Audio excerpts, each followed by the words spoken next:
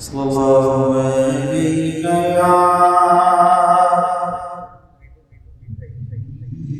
رسول اللہ وسلم علیک یا حبیب اللہ۔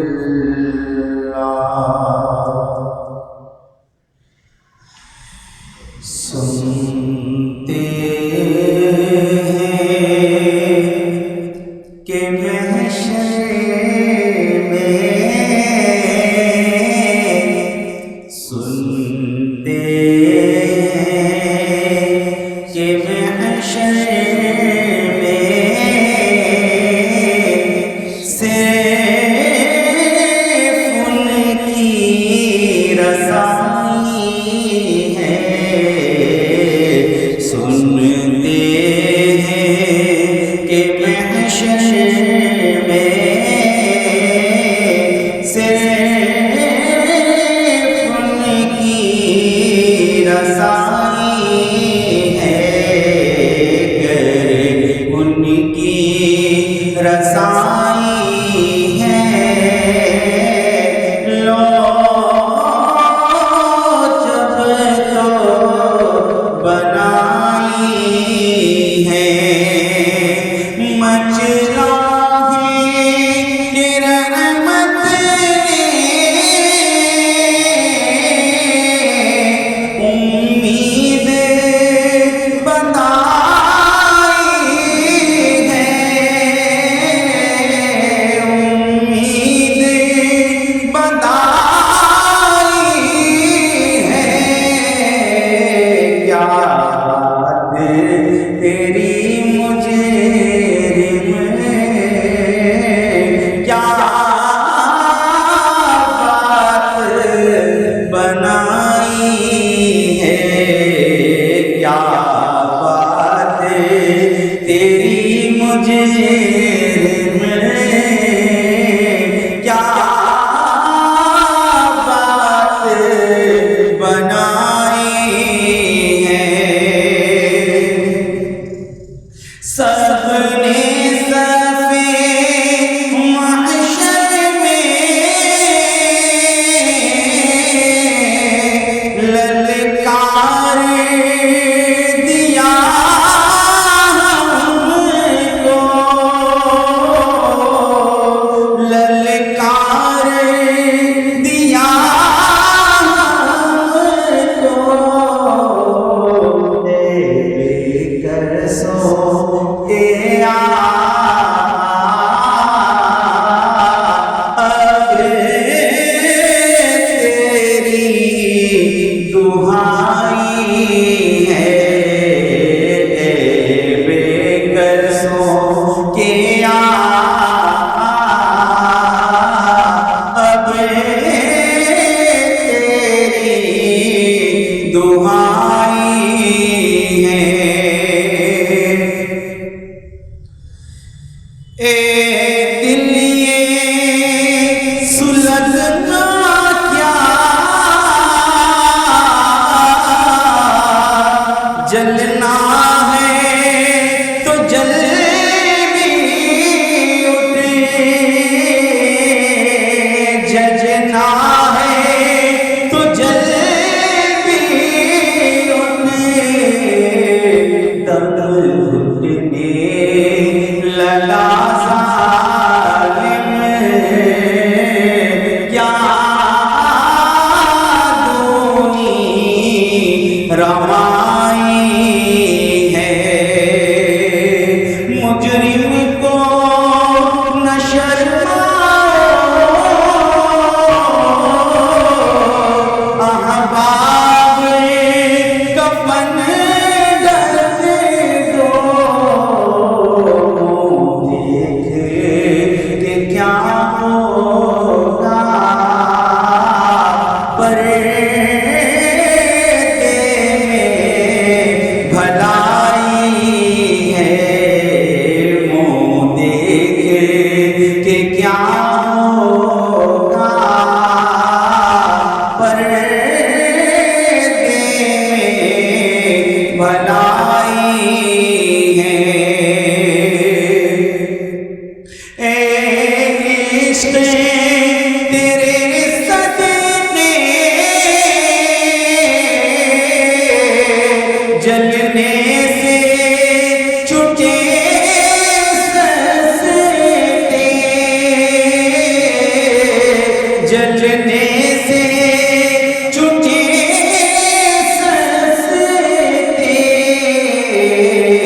جو آگ بجھا دے گی وہ آگ لگائی ہے، جو آگ بجھا دے گی وہ آگ لگائی ہے۔ صحیح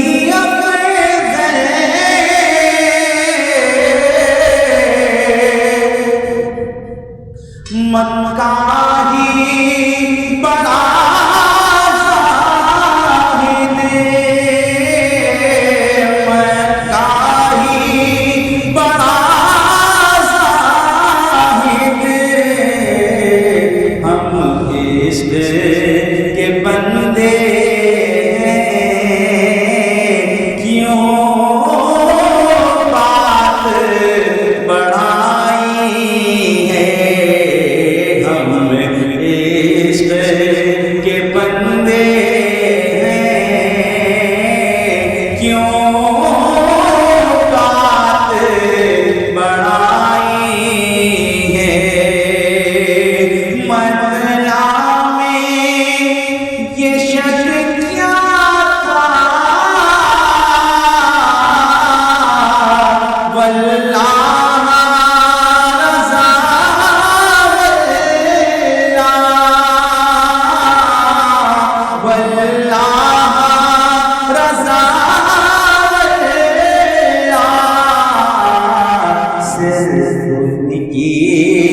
صرف ان کی رسائی ہے،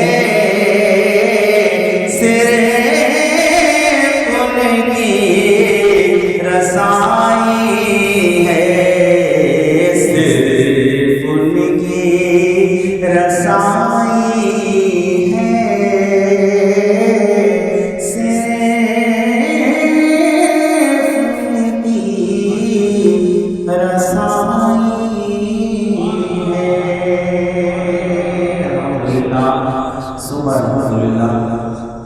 ہمارے آج کے خطیب حضرت علامہ مولانا مفتی محمد عثمان مہروی دامت برکاتہ منبر پر جلوہ افروز ہو چکے ہیں۔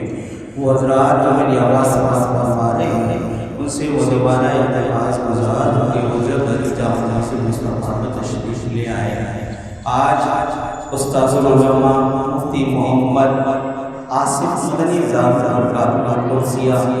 ذاتی مصروفیات کی وجہ سے کراچی سے باہر ہیں، اس وجہ سے وہ نہیں آ سکے، تو ہمارے امام صاحب جو نائب خطیب بھی ہمارے جامع مسجد مصطفیٰ ولایت آباد پاکستان کراچی کے، تو الحمدللہ جب استاذ العلماء محمد آصف مدنی دامت برکاتہ کسی مصروفیات کی وجہ سے یا کسی بیماری کی وجہ سے نہیں آتے تو ان کی جگہ حضرت عثمان مہروی دامت برکاتہ جمعے کا خطاب فرماتے ہیں۔ نعرہ سے استقبال کیجیے، نعرہ تکبیر، نعرہ تکبیر، نعرہ رسالت، نعرہ حیدری، نعرہ غوثیہ، فرمائیں ہمارے ساتھ۔ الحمدللہ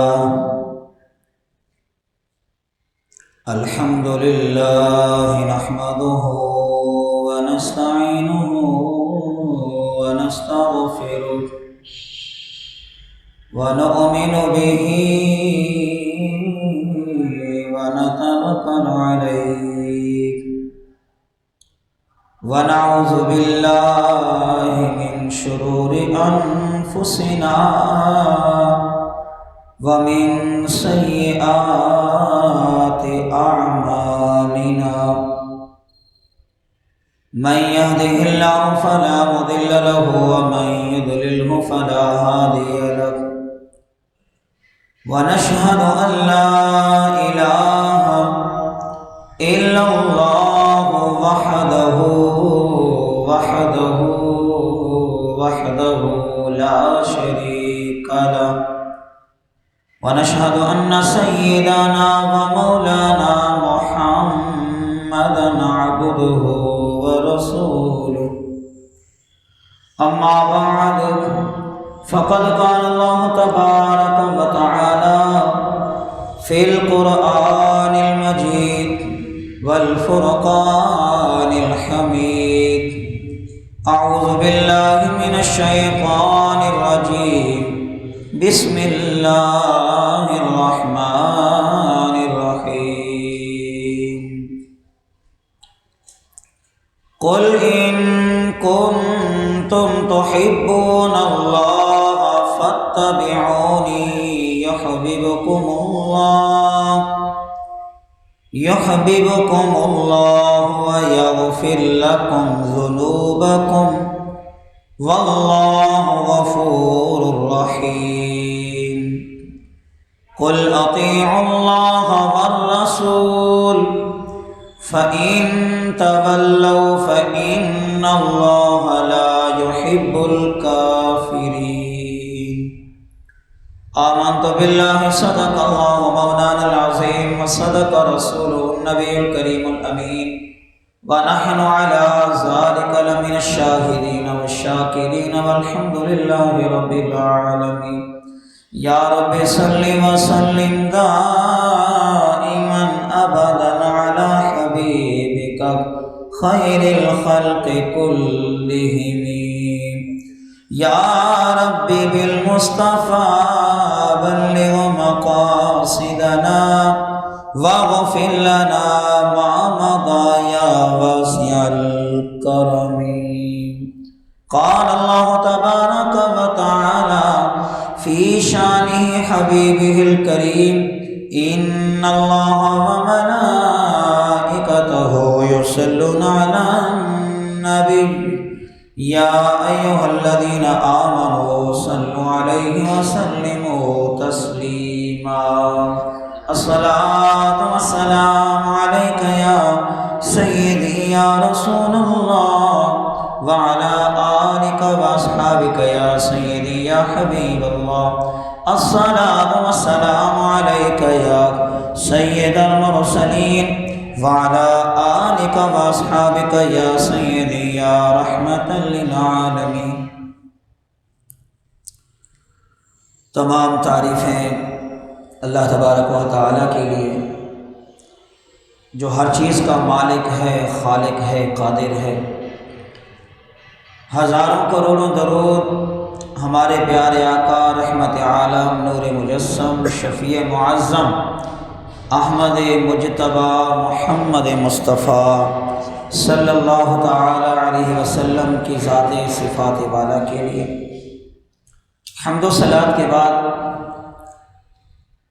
اللہ تبارک و تعالیٰ کا کروڑا احسان ہوا کہ اللہ تبارک و تعالیٰ نے ہمیں ایک مرتبہ پھر بابرکت جمعۃ المبارک کا دن عطا فرما دیا.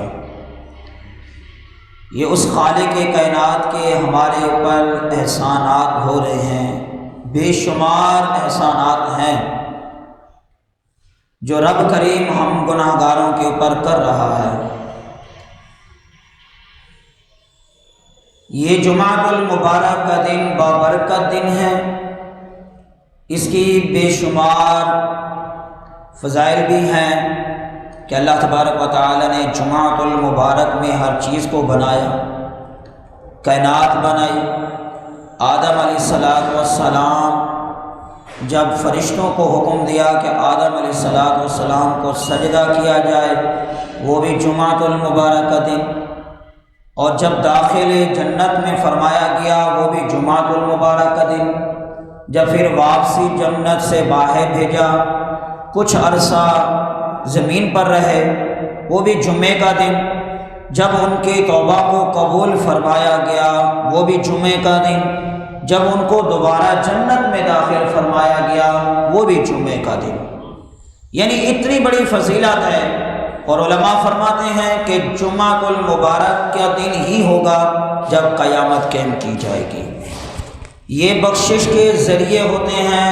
میں اکثر جب بھی اللہ تبارک و تعالی ہم گناہ گاروں کو موقع عطا فرماتا ہے بات کرنے کا، گفتگو کرنے کا، تو میں اس کے اندر ایک بات یہی عرض کرتا ہوں کہ اللہ کریم ہمارے اوپر اتنا بڑا مہربان ہے کہ یہ سب کچھ ہمیں عطا فرما رہا ہے، ہم گناہ کرتے ہیں، اللہ کریم ہمارے گناہوں کے اوپر پردہ ڈال دیتا ہے، یہ کیا ہے؟ اس کا احسان ہے۔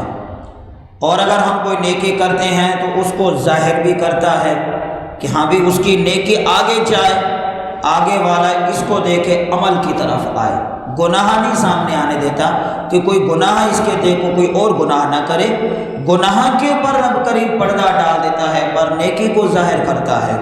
یہ کریم رب کریم کی ذات ایسی ہے کہ ہمارے کچھ نہ کرنے کے باوجود بھی رب کریم ہمارے اوپر بے شمار احسانات فرما رہا ہے، بے شمار۔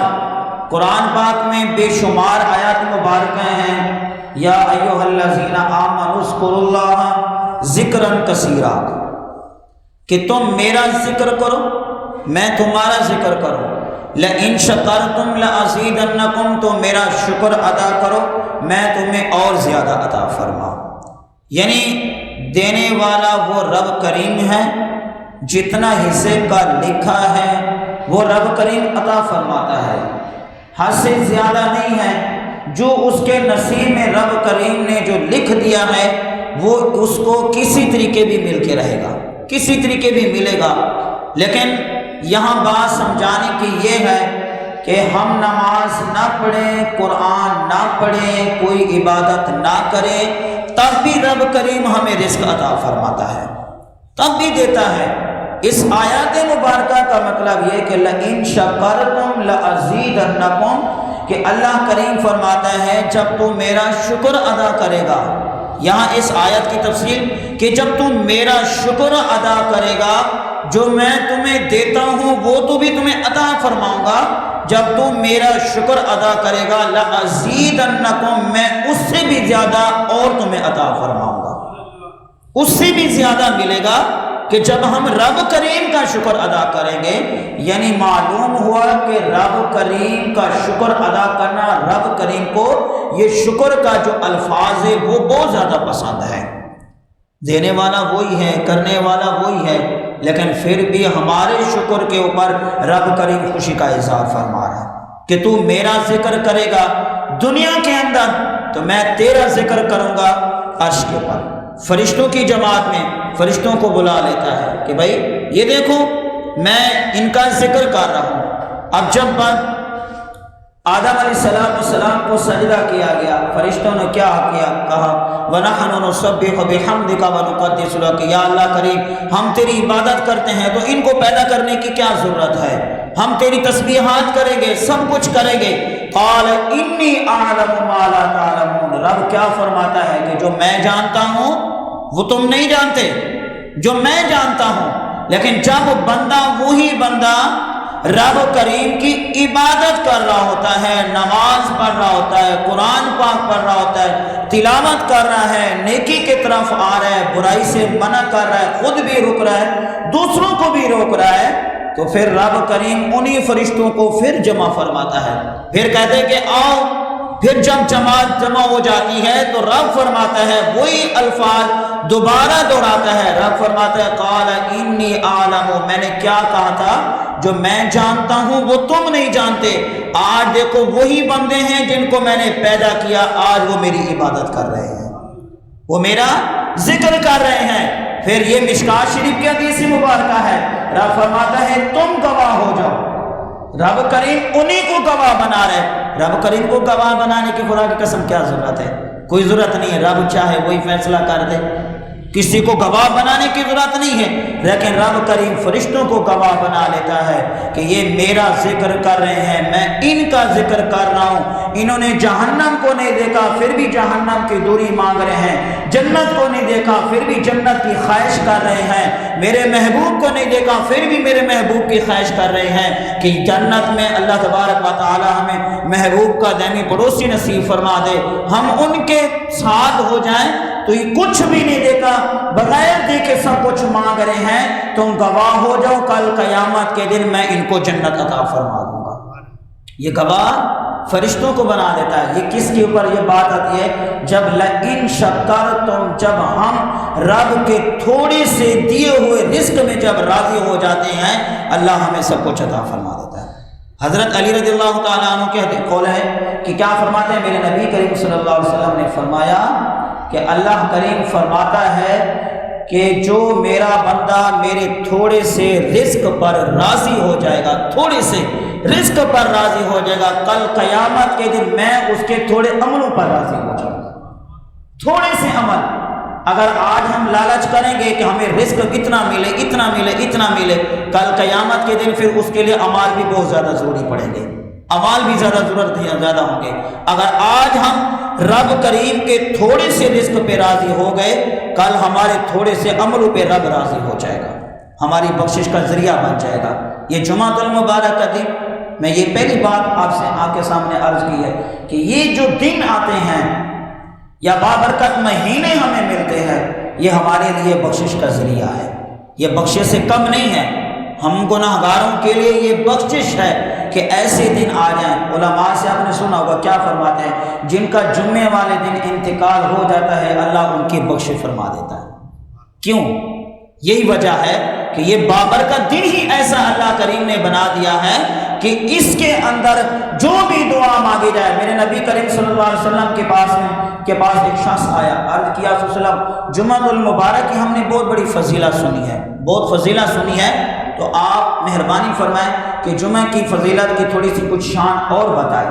تو میرے نبی کریم صلی اللہ علیہ وسلم نے فرمایا کہ جمعہ کا دن جب شب شروع ہو جائے، یعنی اسلامی تاریخ سے مغرب کی نماز سے پہلے، جیسے سورج ڈھل جاتا ہے، مغرب کی اذان ہو رہی ہوتی ہے، تو اس وقت یعنی اسلامی تاریخ سے دن شروع ہو چکا ہوتا ہے۔ انگریزی کے حساب سے رات کے 12 بجے تک چلے جاتا ہے، لیکن اسلامی تاریخ وہ دن اسی وقت شروع ہو جاتا ہے۔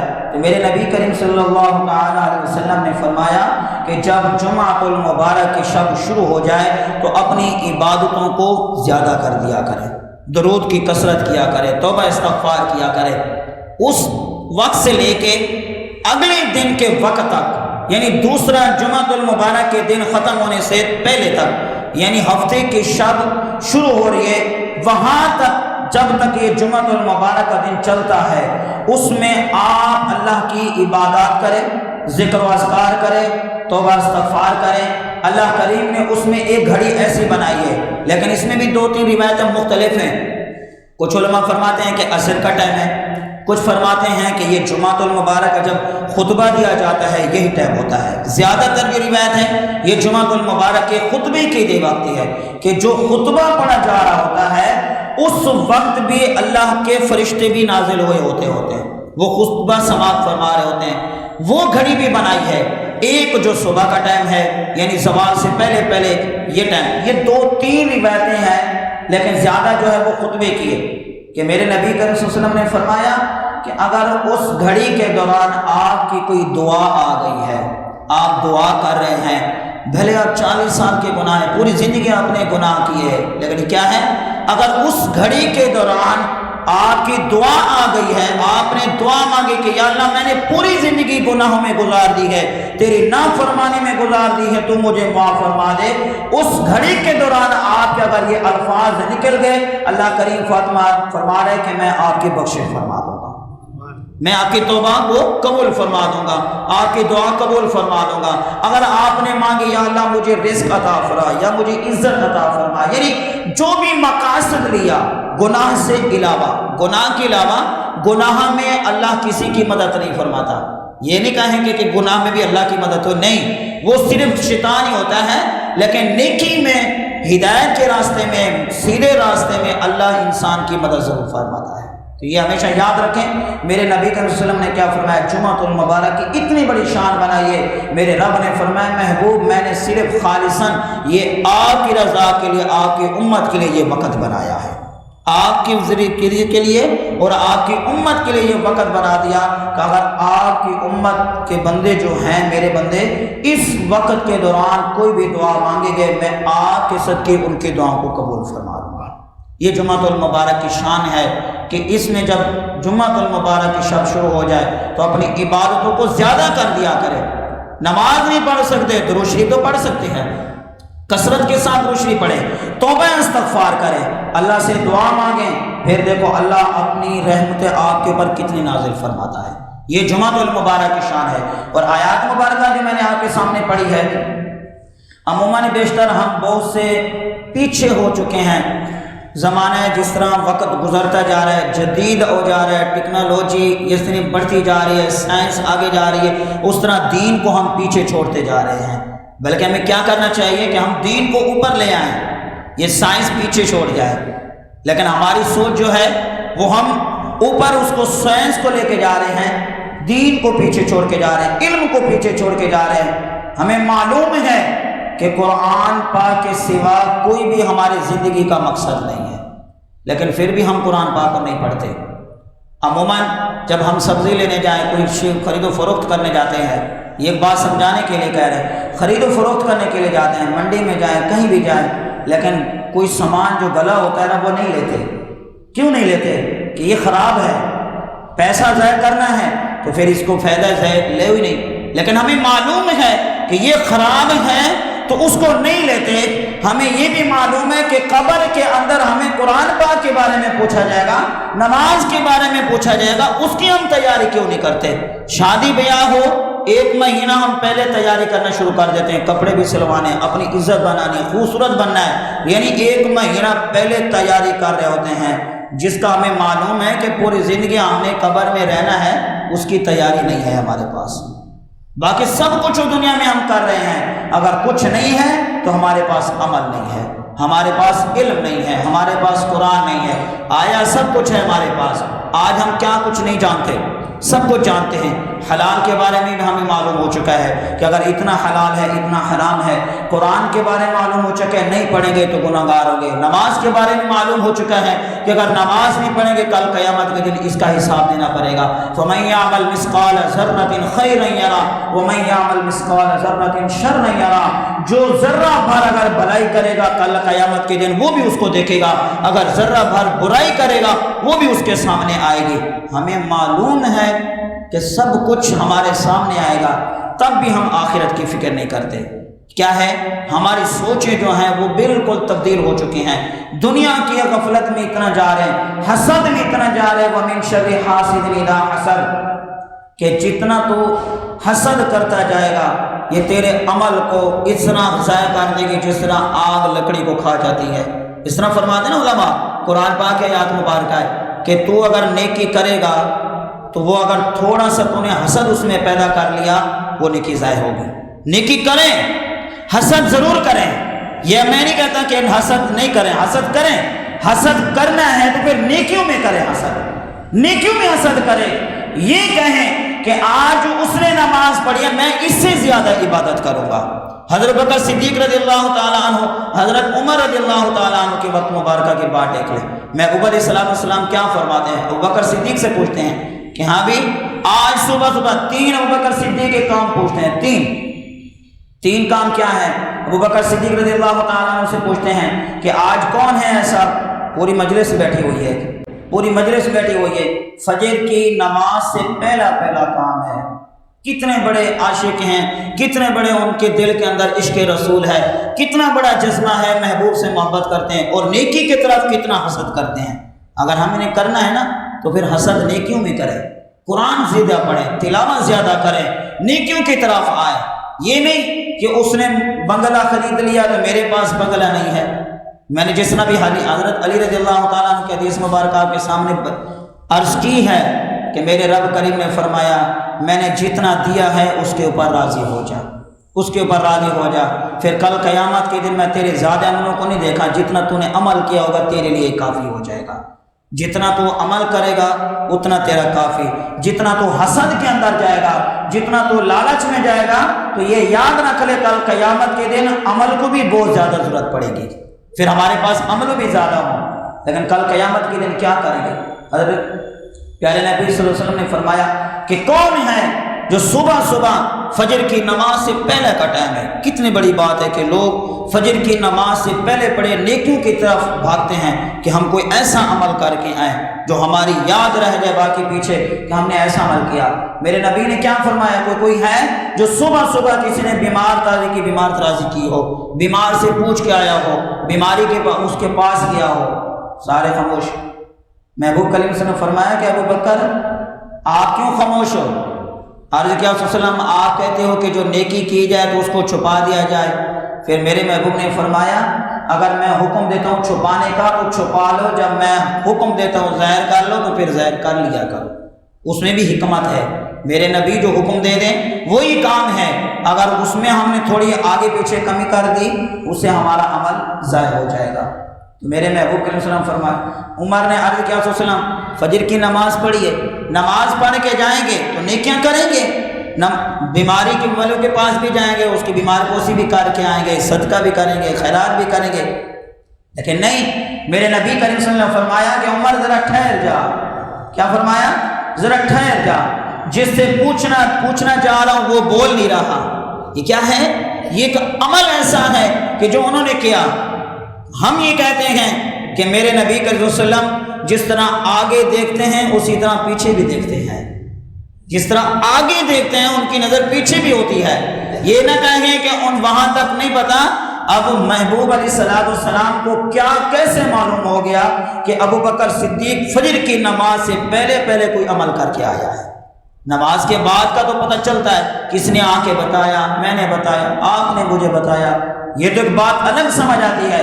لیکن نبی کریم صلی اللہ علیہ وسلم اس سے پوچھ رہے ہیں کہ ابو بکر جو تو عمل کر کے آیا وہ ذرا بتا کیا کر کے آیا ہے۔ عرض کیا صلی اللہ علیہ وسلم وہ دوست ہیں ہمارے، تو وہ بیمار ہوتے ہیں لیکن وہ رات کو جتنی بھی جلدی سو جائیں ہمیں معلوم ہے کہ وہ فجر کے یعنی جو وہ نماز ہے تہجد کی نماز ہے وہ نماز نہیں چھوڑتے۔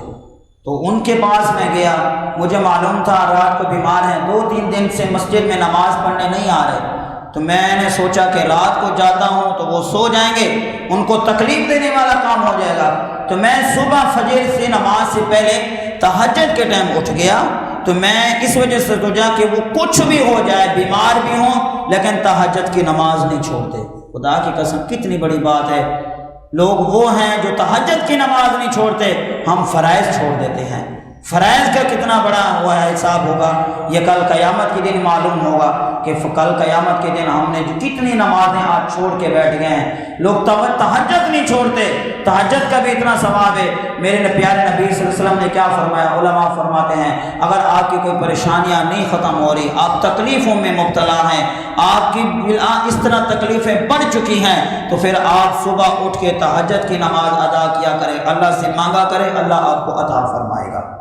تہجد کی نماز وہ ہے جو اللہ سے ملا دیتی ہے، کیونکہ یہ نفلی عبادت ہے نا، یعنی عبادت نفلی ہے، لیکن اللہ فرماتے ہیں کہ جو یہ نوافل جو ادا کرتا ہے، جتنا نوافل زیادہ ادا کرے گا اس کو میں اپنا قرب عطا فرماتا جاؤں گا۔ یہ اللہ سے ملانے کا اللہ نے طریقہ بتایا ہے کہ تو اس طریقے کی عبادت کر، فرائض کا تو ثواب ملے گا، سنت کا بھی ملے گا، لیکن جو نوافل ہے، تہجد ہے، اشراق ہے، اوابین نماز پڑھی جاتی ہے، اور نمازیں جو نوافل ہم پڑھ لیتے ہیں، یہ اللہ سے ملانے کا اللہ نے ایک ذریعہ بنایا ہے کہ تو اتنی عبادت کرے گا، تو جس طرح نماز پڑھتا جائے گا اتنا میں تیرے قریب ہوتا جاؤں گا۔ یہ رب کریم ہمیں اپنی طرف کھینچنے کا ایک راستہ بتا دیا۔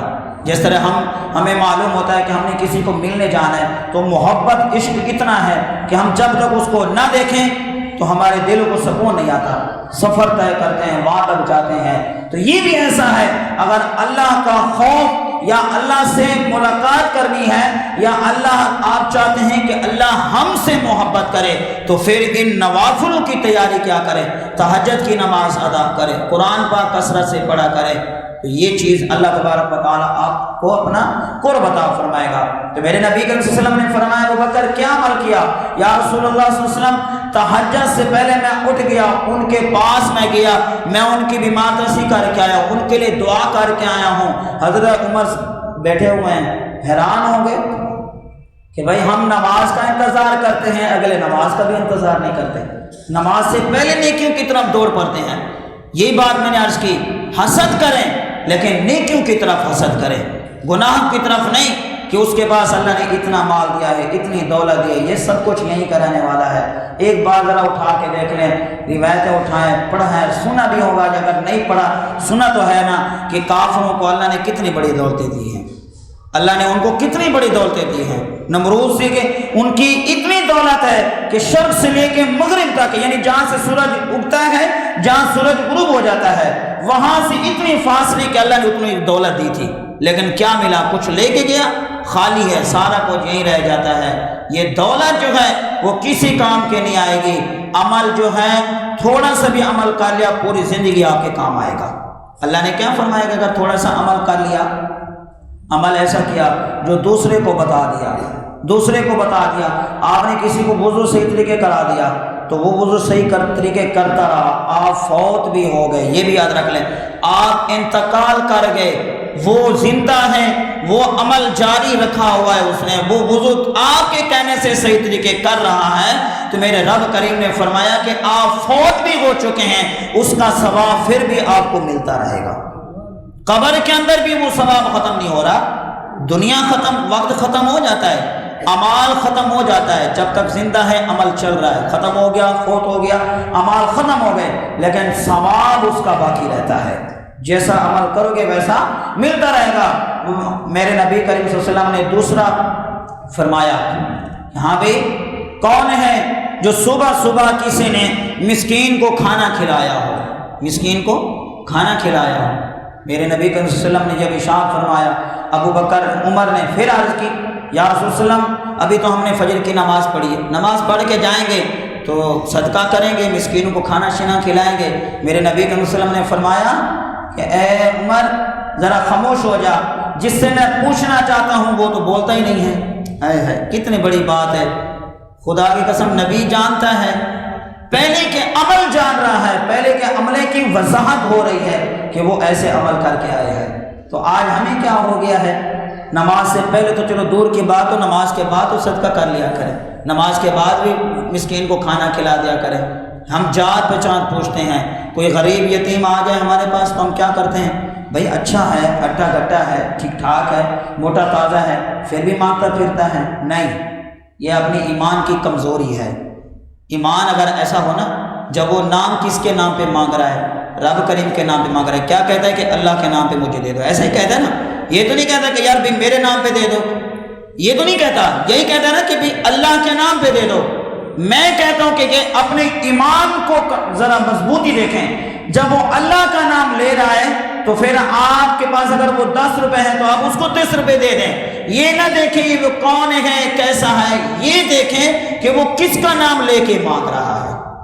رب کریم کا نام لے کے مانگ رہا ہے تو اس وجہ سے اس کو دے دے، کیونکہ تو اس کو دے گا اللہ تجھے اور زیادہ عطا فرما دے گا۔ اگر تو کہے گا کہ بھائی اس کا ہٹا گھٹا ہے، تو یہ چیز دے ذرا علماء سمجھانے کے لیے بات کہتے ہیں کہ اللہ کریم نے آپ کا ہاتھ ایسے رکھا ہے نا دینے والا کہ دے دیا کرے، ایسا نہیں رکھا۔ اگر ایسا آپ کے اوپر وقت آ جاتا تو کیا کرتے؟ کچھ بھی نہ ہوتا۔ جو رب فیصلے کرتا ہے نا، تؤتی الملک من تشاء وتعز من تشاء وتذل من تشاء، جس کو چاہے عزت دے دے، جس کو چاہے ذلت دے دے، جس کو چاہے بادشاہی عطا فرما دے، جس سے چاہے ملک واپسی لے لے۔ یہ آج کل ہو رہا ہے، ویسے وقتوں کے ساتھ ہو رہا ہے، جو ہو رہا ہے پتہ نہیں کیا کیا ہو رہا ہے۔ اللہ تعالیٰ سب کو ہدایت عطا فرمائے کہ یہ رب کی جب نافرمانی ہوتے ہیں تو رب پھر ملک بھی واپسی لے لیتا ہے، بادشاہی چھین لیتا ہے، جو ورنہ بادشاہی جو کرتا ہوتا ہے سب سے پہلی جو بادشاہی وہ کس کی ہے؟ وہ رب کی ہے۔ جو رب کا ہو جاتا ہے پھر رب پوری بادشاہی اسی کو عطا کرتا ہے، جو رب کا نہیں ہوتا پھر وہ واپسی بادشاہی لے لیتا ہے۔ ابو بکر صدیق رضی اللہ تعالیٰ عنہ نے عرض کیا رسول اللہ، میں صبح نماز پڑھنے کے لیے نکلا تو میرا اپنا پوتا ہے، تو وہ اس کو بھوک لگی تھی تو اس نے 2 روٹیاں کھانے کی منگوائی، 1 روٹی تو کھا لی، جیسے بچے کی عادت ہوتی ہے، یا اسکول میں پڑھنے جائے، مدرسے میں پڑھنے جائے تو کہتے ہیں نا کہ کھانا ساتھ لے کے جایا کرو، وہاں لنچ ہو جائے گا، پتہ نہیں کیا کیا ہو جائے گا۔ اللہ تعالیٰ ہمیں نا، میں عموماً یہ دعا کرتا ہوں، اللہ تعالیٰ جانتا ہے، قرآن پڑھا کر اپنے بچوں کو قرآن پاک پڑھائیں، اپنے بچوں کو قرآن پاک پڑھائیں گے نا۔ میرے نبی صلی اللہ علیہ وسلم نے کیا فرمایا، جس بچے کو ماں باپ نے اللہ کی رضا کے لیے قرآن پاک پڑھایا ہے، اللہ تعالیٰ ان کے ماں باپ کی بخشش فرما دے گا۔